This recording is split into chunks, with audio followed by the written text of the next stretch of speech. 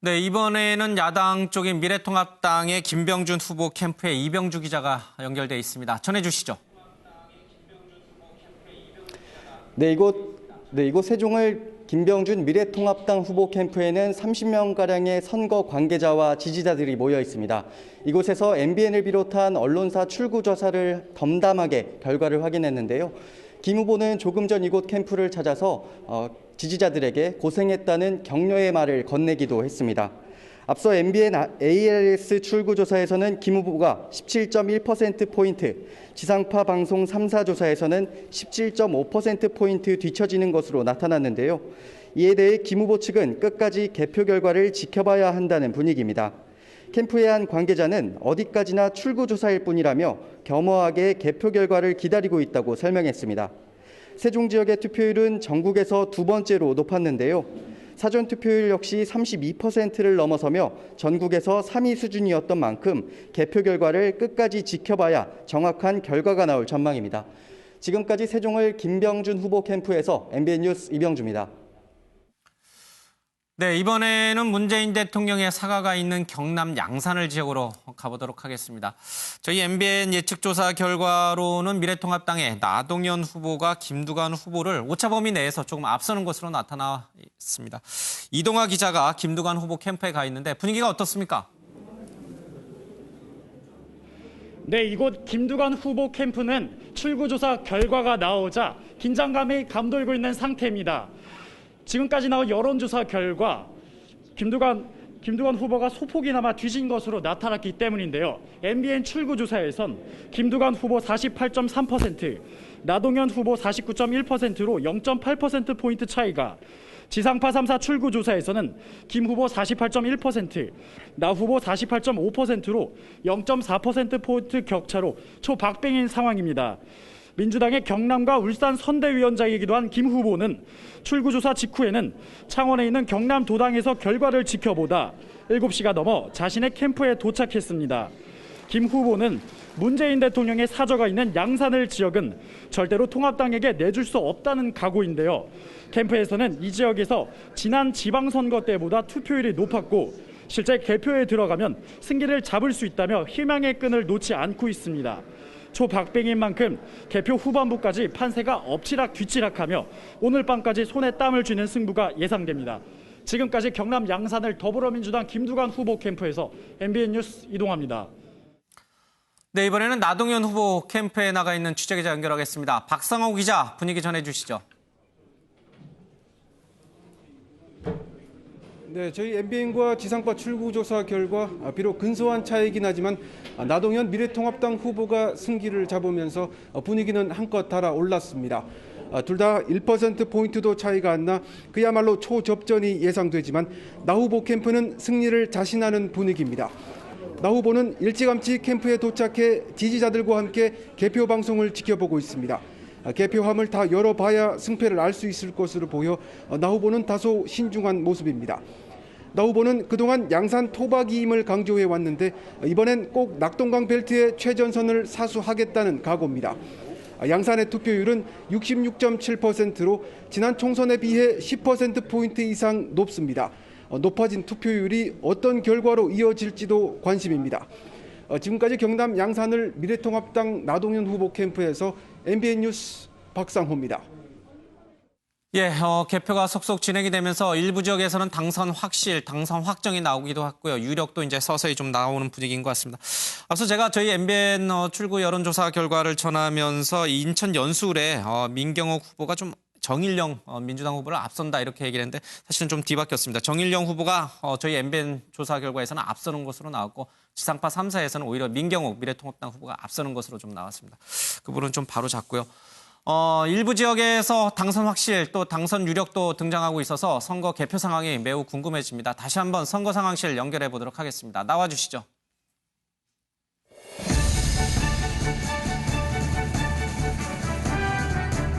네, 선택 2020 선거 상황실입니다. 이 시각 전국 개표율 23.8% 가리키고 있습니다. 지금까지 개표 상황으로 봤을 때 의석수 한번 짚어보겠습니다. 범민주가 141석, 범통합이 96석, 정의당이 1석, 그리고 무소속 5석입니다. 지금 회색으로 표시된 부분은 아직까지 개표가 진행되지 않은 부분입니다. 광역별로 보시겠습니다. 서울입니다. 더불어민주당이 32석, 미래통합당이 8석입니다. 다음 부산입니다. 더불어민주당이 4곳, 미래통합당이 14곳입니다. 대구입니다. 미래통합당이 11곳, 그리고 무소속 1곳 차지하는 것으로 나타났습니다. 다음 인천입니다. 총 13곳 가운데 더불어민주당이 11곳, 미래통합당이 2곳입니다. 다음 광주입니다. 총 8곳 가운데 더불어민주당 8곳입니다. 다음 대전입니다. 총 7석 가운데 더불어민주당 6석, 미래통합당 1석으로 나타나고 있습니다. 다음은 울산입니다. 총 6석 가운데 모두 미래통합당이 가져가는 것으로 나타나고 있습니다. 다음 세종입니다. 2석 가운데 모두 더불어민주당이 가져가는 것으로 나타납니다. 경기입니다. 더불어민주당이 41석, 미래통합당이 17석, 정의당이 1석입니다. 강원입니다. 더불어민주당 2곳, 그리고 미래통합당 5곳, 무소속에서 1곳 가져가는 것으로 나타납니다. 다음 충북으로 가보시겠습니다. 더불어민주당이 5석, 미래통합당이 3석입니다. 다음 충남입니다. 더불어민주당이 6석, 미래통합당이 5석입니다. 전북입니다. 더불어민주당 9석, 무소속 1석 나옵니다. 다음 전남입니다. 더불어민주당이 10석 모두 가져가는 것으로 나타납니다. 다음 경북으로 가보시겠습니다. 미래통합당이 12곳 가져가는 것으로 나타나고 있습니다. 다음 경남으로 가보시겠습니다. 총 16석 가운데 더불어민주당이 3석, 미래통합당이 12석, 무소속 1석 가져가는 것으로 나타납니다. 다음 제주입니다. 총 3석 가운데 더불어민주당 3석 되고 있습니다. 네, 지금까지 광역별로 한번 알아보셨고요. 이제 지역별로 당선된 지역까지 함께 알아보겠습니다. 네, 선택 2020 여러분들은 지금 MBN 선거 상황실과 함께하고 계십니다. 계속해서 지역구별 개표 상황 확인해 보겠습니다. 먼저 당선이 확실시된 곳부터 살펴보겠습니다. 먼저 네. 서울입니다. 서울 중랑갑의 서영교 후보 62.7%, 박홍근 후보 62.1%, 그리고 김영배 후보가 56%로 당선이 확실시되고 있습니다. 네, 다음은 광주에서 확실한 곳 보겠습니다. 광산갑입니다. 이용빈 민주당 후보가 77.8%로 확실시되고 있습니다. 네, 경기 지역도 확인해 보겠습니다. 수원 을의 백혜련 후보가 58.2%, 성남수 정의 김태년 후보가 56.3%, 그리고 부천갑의 김경엽 후보가 55.8%로 당선이 확실시되고 있습니다. 다음은 전북입니다. 익산갑의 김수흥 후보가 79.2%로, 익산을의 한병도 후보가 70.9%로 확실시되고 있습니다. 전남 지역도 살펴보겠습니다. 나주 화순의 신정훈 후보가 77.3%, 담양 한평 영광 장성의 이계호 후보가 83%, 고흥보성 장흥 강진의 김승남 후보가 62.6%로 당선이 확실시되고 있습니다. 네, 이어서 경북으로 가보시겠습니다. 김천 송언석 통합당 후보가 75.2%, 영주 영양 봉화 울진 박형수 후보가 56.1%, 영천 청도 이만희 후보가 64.8%로 세 후보 모두 확실시되고 있습니다. 네, 지금까지 지역구별로 알아봤습니다. 네, MBN 선거 상황실이었습니다. 네, 개표가 진행이 되면서 이제 당선 확실 지역이 점차 늘어나고 있습니다. 차 교수님, 이 네. 당선 확실 지역만 놓고 보면 역시 호남 쪽에서는 민주당이 압도적으로 네. 좀 우세한 게 아닌가 이런 생각이 좀 들고요. TK 지역에서는 역시 미래통합당의 강세가 이번 선거에서도 또 드러난 게 아닌가 싶어요. 예, 4년 전에 비해서 호남에서 사실 민주당이 상당히 약진을 한 것이 예. 오늘 두드러지는 것인데요. 지난 4년 전에는 국민의당 소위 말하는 녹색 예. 바람 때문에 민주당의 후보들이 사실 거의 다 낙선하다시피 했는데 예. 이번에 4년 전에 출마했던 그 후보들의 면면이 다수가 지금 다 더 살아서 돌아오는 예. 그런 형태를 보이고 있습니다. 지금 이 대구 경북에서도 보면 또 미래통합당의 강세가 아주 두드러지는데요. 예. 한마디로 이야기하면 지난 4년 전에 상당히 조금 희스가 되는 듯 했던 예. 지역 구도가 이번 총선을 또 통과하면서 다시 되살아나는 것이 아닐까라는 그런 우려감도 지울 예. 수가 없습니다. 알겠습니다. 최중락 기자, 이제 당선 확실 또 유력 지역을 좀 저희들이 살펴보고 있는데 아직 이제 개표 초반이니까 이런 당선 확실이나 유력 지역을 제외한 나머지 지역은 이제 끝까지 좀 한번 개표를 좀 지켜봐야 될 것 같습니다. 당선 유력 가운데 지금 종로 지역이 떴어요. 종로 지역에는 이제 청와대도 있는 곳이고 사실은 나이가 연세 연령대가 좀 높으신 분들도 많이 살고 있고 또 젊은 층을 중심으로 오피스텔을 중심으로 또 젊은 층도 많이 있어서 상당히 관심이 높았고 투표율도 높았거든요. 네, 지금 일반적으로 우리가 이제 선거 방송을 할 때, 개표 방송을 할 때 이제 유력, 확실, 당선 이렇게 세 단계로 이제 예측을 해보곤 하는데 예상외로 종로울이 지금 상당히 일찍 떴습니다. 그렇죠. 유력이 지금 이낙연 후보 쪽으로 떴는데 지금 보면은 두 배 가까이 차이가 지금 났기 때문에 지금 지상파에서 자체 시스템으로 지금 유력을 띄우고 있는 것 같은데 일부에서는 확실까지는 띄웠습니다. 지금 이곳은 사전투표에서도 종로는 상당히 높은 지역으로 나왔고요. 그리고 두 명 다 지금 이른바 대선 후보 아닙니까? 그렇기 때문에 미니 대선이다 뭐 이런 평가도 받기는 했었는데 일단 이낙연 후보가 먼저 이제 종로에 들어왔고 황교안 후보 같은 경우는 마지막까지 이제 예측 불허로 하다가 당의 선거 대책을 맡으면서 좀 뒤늦게 뛰어드는 그런 선거전이었습니다. 그리고 또 이 지역은 이낙연 후보가 좀 뭐 구체적으로 얘기는 안 드리겠지만 어느 지역에 살고 있는데 그 지역이 예전 선거하고는 다르게 좀 아파트가 많이 들었었어요. 그 경희궁에 무슨 땡땡이 거기 들었으면서 그 지역엔 좀 아파트가 많이 들어서면서 이제 젊은 층의 유권자들이 많이 들어왔는데 그 지역까지 합치게 된다면은 젊은 층의 투표권들이 좀 늘어나면서 종로에서도 이제 진보 쪽 진영이 지금까지 합치면 한 4차례 연속 지금 선거를 이기고 있습니다. 지난 20대 총선부터 그다음에 대통령 선거, 그다음에 지방 선거, 이번까지 어떻게 보면 종로 지역이 이제는 과거 같은 경우에는 좀 보수가 좀 강한 지역이었는데 이번 같은 경우는 4번 연속 진보 진영이 이기면서 종로에서 젊은 층이 늘어나고 그러면서 예전과는 좀 다른 지역의 특색을 갖게 됐고요. 일단 좀 황교안 후보가 지더라도 좀 표 차이를 좀 격차를 줄여야 되는데 일단은 본인도 이제 질 것으로도 예상을 했던 부분인데 오차범위 아니거나 아니면 10%포인트 두 자리 선에서는 좀 안쪽으로 들어와야 되는데 저 정도로 진다고 하면은 지고 나서도 당내 입지가 좀 상당히 약하지 않을까. 지금 일각에서는 한 자릿수로만 그래도 지더라도 당에 들어와서는 본인의 역할을 할 수 있지 않을까 이런 예상을 했었는데 저렇게 두 자릿수 2배 가까이 차이가 난다면 앞으로 당내 입지는 상당히 약할 것으로 보입니다. 현재 당선이 유력하다고 이제 분석이 되고 있습니다. 개표율은 30%를 넘어서 지금 44.5% 개표가 이뤄졌네요. 표 차이가 11,000여 표 차이로 났고 격차만 보더라도 거의 뭐 한 30%포인트 격차가 나기 때문에 유력이 좀 뜬 것 같습니다. 이낙연 후보가 잠시 뒤에 선거 캠프에 들려서요. 소감을 발표할 예정입니다. 저희들이 바로 중계차 연결을 하도록 하겠습니다.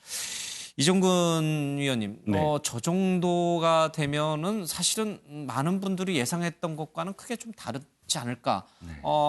그래도 황교안 후보가 막판에 많이 쫓아왔다라는 내부 분석들이 여러 번 있었거든요. 네, 그렇습니다. 저는 통합당 내부에서도 최근 들어서 맹추격을 하고 있다 이런 분위기가 좀 감지가 됐었어요. 그건 무엇보다도 이 황교안 후보의 경우는 사실상 총리하고 당대표하고 굉장히 뭐랄까요 좀 권위주의적이고 이런 사람으로 늘 그렇게 선입견이 있었는데 실제로 이렇게 골목을 누비고 큰절도 하면서 좀 더 많이 다가가는 모습을 그 고개도 많이 숙이고 허리도 굉장히 숙이고 이런 다가가는 모습을 보이면서 그 민심이 좀 달라지기 시작했다라는 게 내부의 어떤 분석이거든요. 그런데 지더라도 정말 그 내부에서는 뭐 그렇게 당당하게 얘기는 못하지만 지더라도 큰 표는 차이 안 날 것이다라는 게 이 통합당 분위기였습니다. 그런데 지금 나타나는 건 물론 아직 개표가 뭐 50%를 넘기지는 않았지만 그럼에도 불구하고 시간이 갈수록 격차가 좁혀져야 되는데 좁혀지지가 않거든요. 지금 이낙연 후보가 캠프 사무실의 모습을 보였습니다. 당선 유력이 뜨면서 이낙연 후보로서는 이제 소감을 발표해도 되지 않을까 그런 판단하에 선거 사무실을 찾았습니다. 지금 지지자들과 함께 손악수를 하면서 개표 방송을 조금 더 살펴보는군요. 자, 꽃다발을 받으시네요. 앉아서 받으시네요. 개표를 좀 끝까지 볼 줄 알았더니 또 지지자 당 선거 캠프에 있는 운동원들이 꽃다발을 주니까 또 받네요. 저 받는다는 의미는 승리를 인정한다 이런 뜻이겠죠? 인정한다는 뜻이죠. 왜냐하면 옛날에도 한번 유시민 그 서울시 예. 시장 선거에서 엎치락뒤치락 하는데도 불구하고 꽃다발을 받았다가 나중에 예. 또 이 새벽에 역전되고 뭐 이런 경우도 있었거든요. 예. 근데 그때는 사실 근소한 표 차이였지만 예. 지금은 표 차이가 사실 확연하다 예. 이렇게 지금 느껴지는 것 같습니다. 그런데 이 마스크를 쓰고 계신지 얼굴 표정을 읽을 수가 없어요. 끝까지 겸손한 마음으로 개표를 끝까지 지켜보겠다라고 사실은 언급을 했던 터라 그 차분함 또 겸손함을 계속 유지하는 것인지 아니면 좋은데 이게 얼굴 표정을 이제 포커페이스로 이제 감추고 계신 건지 알 도리는 없습니다. 지금 앉아서 개표 방송을 계속 보시죠? 보통 같은 경우는 그냥 소감을 얘기할 텐데 아직 유령 단계여서 그런가요? 확실 단계가 아니어서 그런가요? 그럴 겁니다. 예. 혹시라도 지금은 이낙연 후보 계속 유지하고 있는 겸손 모드 그걸 아마 계속 견제하는 것 같고요. 예. 제가 지금 저 모습을 보면서 우리는 이 중앙선관위가 통계를 이제 소감 발표하시네요. 발표하네요. 예, 예. 네. 들어보겠습니다.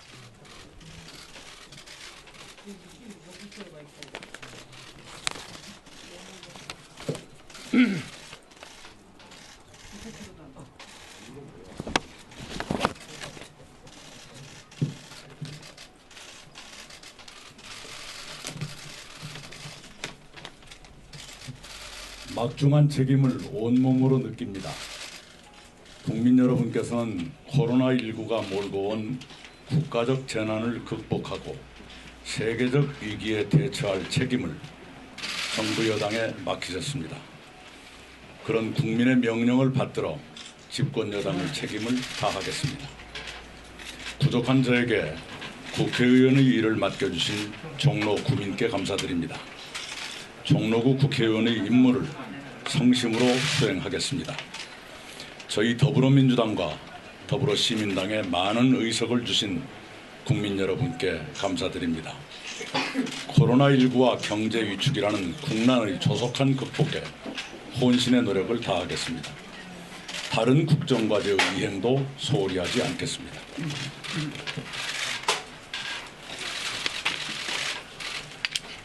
당원과 지지자 등 저와 저희 당의 승리를 위해 수고해 주신 모든 분께 감사드립니다. 기대에 부응하도록 매진하겠습니다. 최선을 다해 애쓰신 황교안 후보의 노고에 경의를 표합니다. 저와 저희 당을 지지하지 않으신 국민 여러분의 뜻도 헤아리며 일하겠습니다. 감사합니다.